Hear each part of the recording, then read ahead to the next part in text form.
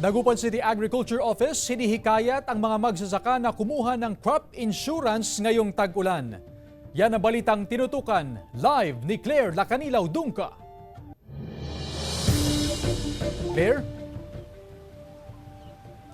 Chris, nagsagawa ng konsultasyon at dialogue ang City Agriculture Office sa mga magsasaka upang alamin ang kanilang pangangailangan lalo na ngayong tag-ulan.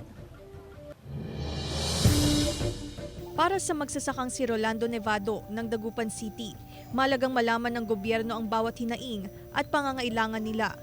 Ngayong tag-ulan, hirap daw silang makapagtanim ng punla dahil sa pabago-bagong panahon.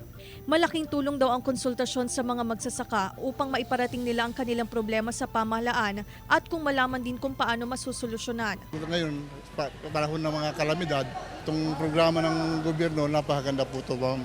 Kung halimbawa wala naman kami makuha, so may support naman ng gobyernong bibigay sa amin. Sa isinagawang konsultasyon, hinikayat ng gobyerno ang mga magsasaka na kumuha ng crop insurance ngayong tag-ulan. Be providing them with kuliglig and yung sprayer and water pump. And of course, yung insurance andyan.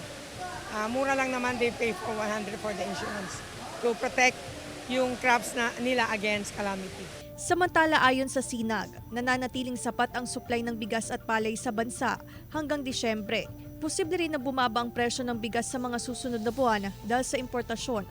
May mga import na pumapasok, so nakikita naman natin yung stocks aabot ng December dahil aanin rin tayo ng October. Samantala, Chris, ayon sa Sinag, wala pa namang paggalaw sa presyo ng kada kilo ng bigas sa merkado. Sa ngayon, umaabot sa 50 to 52 pesos ang presyo ng kada kilo ng well-milled rice, habang 45 to 47 pesos ang presyo ng kada kilo ng regular milled rice. Tiniyak naman ng Sinag na walang magiging problema sa supply ng bigas hanggang sa susunod na taon. Chris. Maraming salamat, Claire Lacanilaw Dungka.